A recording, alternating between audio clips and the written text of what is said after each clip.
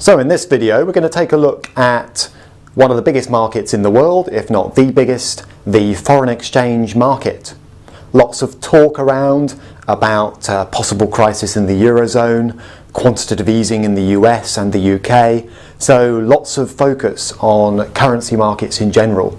So today's video, what are currency markets all about? What does a typical currency pair, as it's called, look like? And what are the kind of key influences that will affect an exchange rate?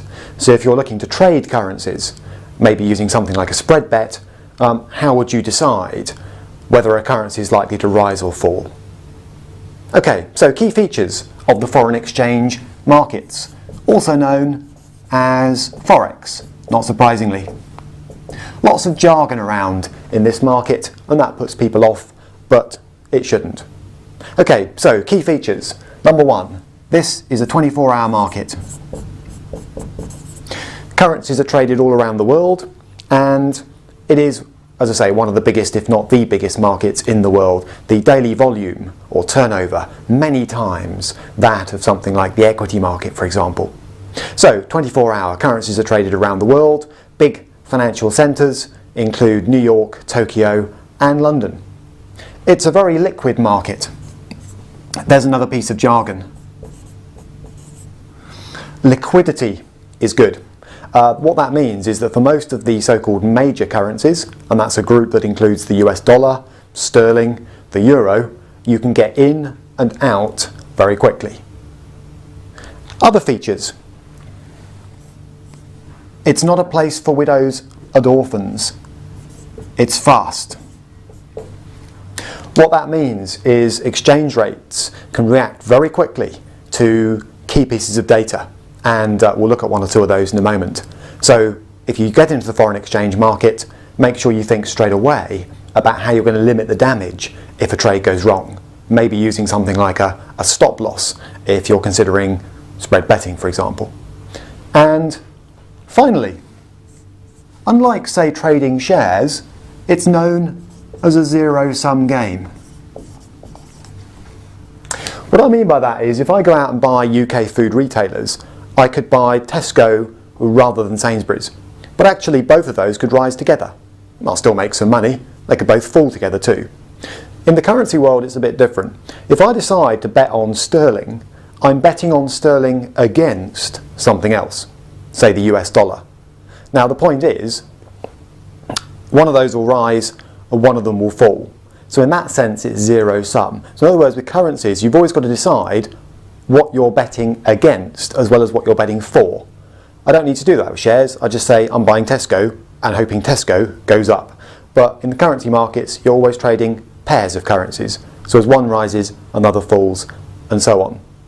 Now it is possible for all currencies in the world to rise or fall against, say, a commodity like gold, but that's not the same point. Within the currency world, everything's zero sum. So you're always trading a pair, you're not just picking off one at a time.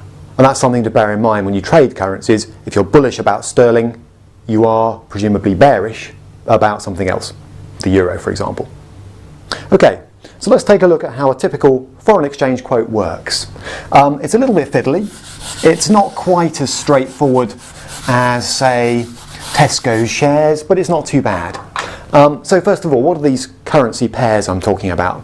Well, there are half a dozen or so major currencies around the world. Sterling's one of them, the euro, the yen, the Swiss franc, the US dollar, the Australian dollar, and the Canadian dollar. These are all major currencies. And because currency traders like to keep things quick, they're all shortened. So when you're spread betting, for example, you'll often see sterling described as GBP, and you'll see US dollars described as USD. So all currencies have these little three-letter acronyms. Euro, not surprisingly, EUR, and so on. So make sure that you're aware of what the major currency pairs look like shortened, because otherwise you'll look at that and think, well, I've no idea what that means. What this means is I'm thinking about betting on sterling against the US dollar. Then you get a rate. Now, the currency on the left is the one there is one of. So what I mean by that is a typical rate will come with two prices. Just like when you buy your holiday money, you walk into the bank and you say, I'd like some dollars to go on holiday, and they say, fine, we'll sell you dollars at this rate. And then if you try and go back 2 weeks later and sell some of the dollars you haven't used on holiday, you find they apply another rate. And not surprisingly, it works out in their favour, not yours.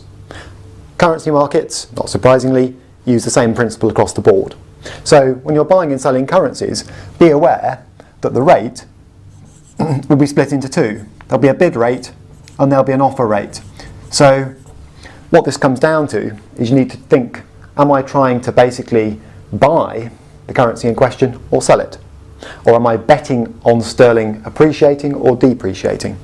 So let's put a rate in. So for example, maybe we've got a bid rate of 15586 and an offer rate of 15589. Now, on a screen, it won't necessarily say that this is a dollar rate. It may just appear like that. It may even appear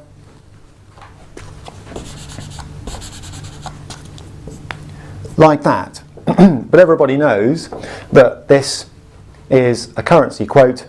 Once you know that you're dealing with this pair, you know that these are dollar amounts. And so let's just turn that into, for the sake of this example, something that looks a bit more normal. So it's dollar rates. And what we're saying here is that if you've got £1 and you're looking to turn it into dollars, you've got to decide which rate the person selling you the dollars at is going to give you, and vice versa. And here's the key. Imagine this is the bank and you've just gone in on holiday. This works in the foreign currency markets too. Whose rates are these? They're the bank's. So, in other words, that's the rate at which the bank sells, and this is the rate at which the bank buys. Or put it another way, from your perspective, this is the rate that you buy at, and this is the rate that you sell at. Or put it even more simply, everybody in the markets is trying to rip you off. So if you're trying to dump £1 and turn it into dollars, you'll get as few dollars as whoever this is can give you. And that means that number of dollars. Equally, if you're looking to buy, they'll make it as difficult or as expensive as possible for you and use the opposite rate. So watch out for that. Currencies feature bid-offer spreads, and when you buy or sell a currency, that is turn sterling into dollars or vice versa, you're always going to suffer whatever that spread is. The beautiful thing about liquid currencies, major currencies, is the spread is pretty narrow. And here's another bit of jargon. The spread here is 3 something.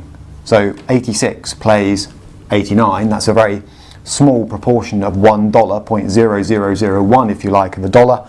So that would be known, just a bit of jargon, as a 3 pip spread.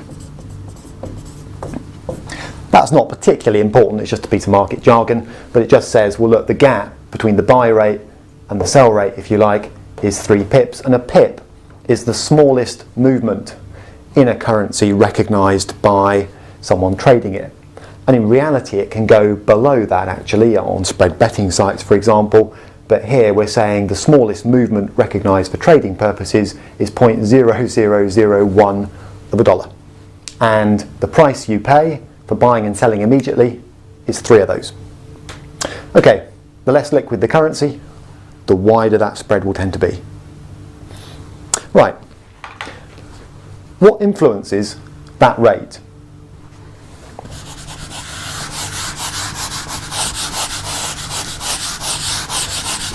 It's all very well saying, well, I now know roughly what it means to buy and sell US dollars using sterling, for example, but why would I? If I was looking to trade, what influences the price of a currency or the exchange rate?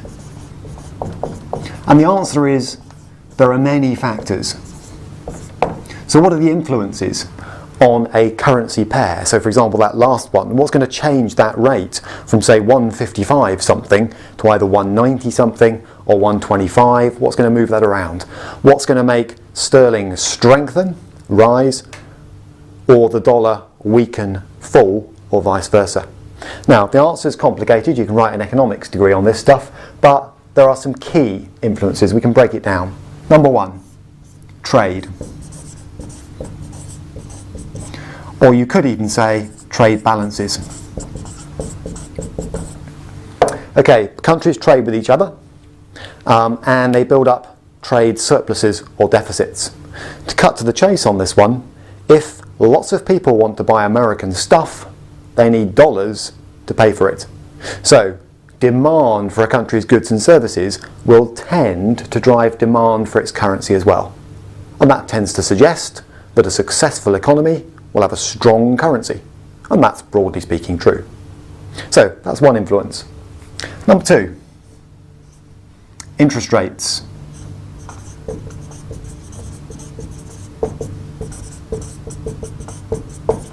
And you might say, linked to that, inflation data. Basically, the price of a currency is dictated heavily by what you can earn if you own it. So, if US